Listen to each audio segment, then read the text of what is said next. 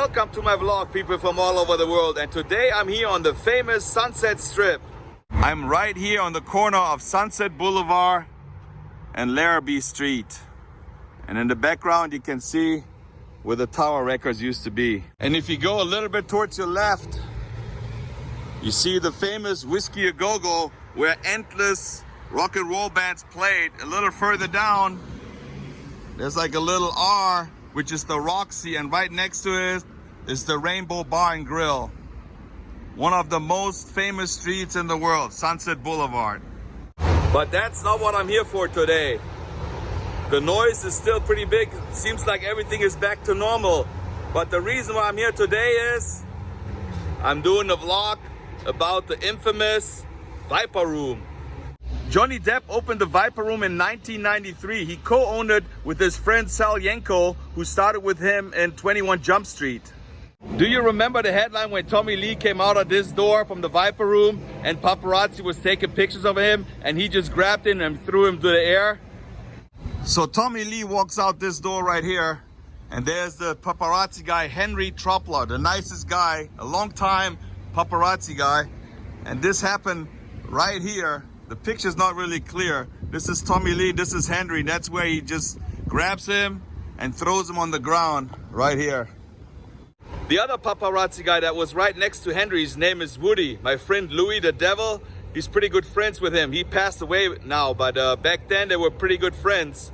And he takes his mace out and he tries to mace Tommy Lee, but because of the wind, he hits Pamela Anderson a little bit in the face. And that happened right here. Pamela Anderson was standing right here,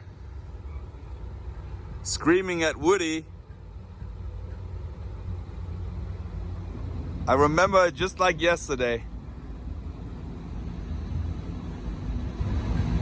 Tommy Lee was convicted of battery. He had to do 200 hours of community service, and I guess Henry made some money too.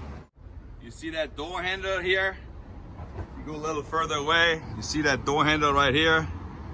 This is where Kim Kardashian comes out the Viper Room.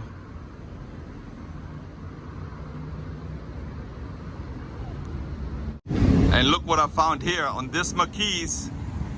They wrote this when Michael Jackson died, right here at the Viper Room. Stay safe. And that's where they put up rest in peace, Michael Jackson. And this is how it looked when he just passed away. The entrance, they did like a little memorial right here, right in front of the Viper Room. So when you walk in here, you make a right. That's where the stage is. On the left is the bar. I've been here a few times. This place is really small. It's really dark inside. But this is the very door where River Phoenix came out on October 30th. Right here. He fell down and he got some seizures on this ground right here. And if you look a little bit towards your right, it's a liquor store right now. And there used to be a phone booth, which was exactly right here where his brother Joaquin Phoenix made that infamous 911 call. And when he talked to the dispatcher, you hear him screaming. He didn't know the address, and he was screaming to his sister or anybody who was right here, asking, what's the address here? Okay, what's the address, sir? Do you know? What's the address of the fucking club? Okay, sir. Sir, calm down a little bit, okay? I'm sorry, it's my brother. Please come here. How old is he? He's 23. Calm down, okay? If you can't calm down, give the phone to somebody else. No, there's no one else around. Okay. I'm fine. You know, I think he had volume or something. I don't know. Who's with him right now? My sister, the people. Okay, can you talk to her from where you are? All this happened in the night, October 31st, 1993. He was only 23 years old. He had a big career in front of him. He was in many movies, such as Stand By Me, My Own Private Idaho, Indiana Jones, and the last movie he did, I think it was Dark Blood. That's when they were wrapping the movie. That's when he came down here to celebrate. He was really good friends with Flea from Red Hot Chili Peppers, and Flea told him to come down here with his guitar and he might have some time to play on stage. River Phoenix was on and off of drugs for 2 years, but when he was shooting the movie Dark Blood in Idaho, I guess he was clean and sober. So when he came here and Flea told him that he cannot play that night because they were too busy, He probably felt really bad and tried to score some drugs out here on Sunset Boulevard. And that's when everything happened. Apparently what River Phoenix was taking that night is called a speedball. It's a mixture of heroin and cocaine together. I didn't really know nothing about it. If you shoot it up or if you snort, I had to ask my devil friend, Louis. He knows a lot about drugs. He was doing a lot of drugs when he was younger. But at this point, I want to tell everybody on the 3rd, Louis has his 28-year birthday for being clean and sober, not doing any drugs for 28 years. So this shout out is for you, my friend Louis. Congratulations for being clean and sober. People drive by here every day. Do you know how many famous bands played in this little venue? Just to name a few. Johnny Cash, The Doors, Guns N' Roses, Fleetwood Mac, Kiss. All those famous bands used to play here at the Viper Room. This building had a long story prior to the Viper Room. It used to be the Cotton Club. It used to be in the Green Village. The Rue Angel, which burned down in 1950. It used to be the Last Call. It's a drag show venue. It didn't really last that long.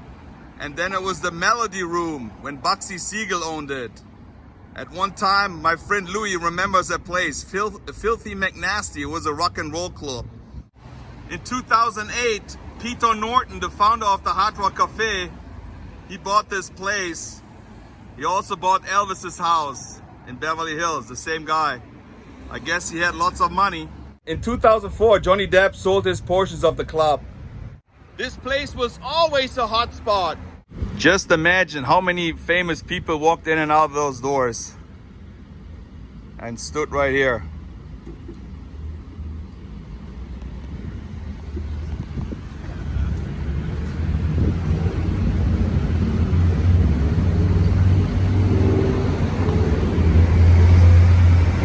Christina Applegate used to bartend right here at the Viper Room. He was here that night when River Phoenix died. Another really big story that made it into the headline is when Mick Jagger was embracing Uma Thurman in the club right here, and there was a paparazzi taking pictures. But the Rolling Stone entourage just grabbed that guy's camera and took the film out.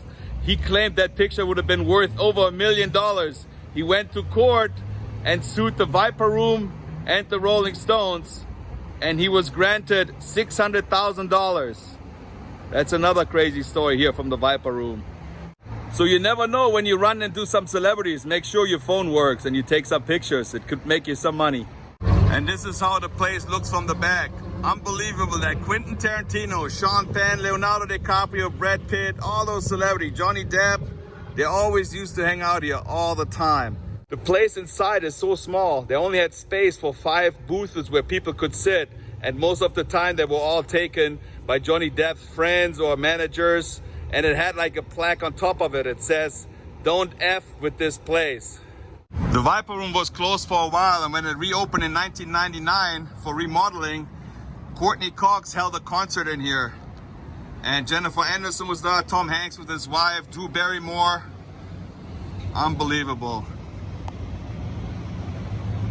Also, Run DMC performed here. I forgot to say that. Run DMC, Bruce Springsteen, all in this little venue. I mean, it's incredible the history of this place. So just to show you how small this place is, there's a liquor store in the corner which is taking away a lot of space from the inside. It's not the whole building, as you can see. There's the liquor store in front of it. See? So this is like a really small space until the next store comes right here.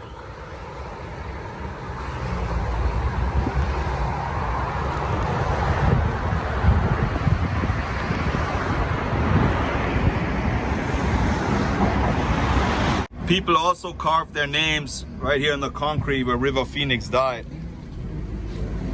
Rest in peace, River. We will miss you forever.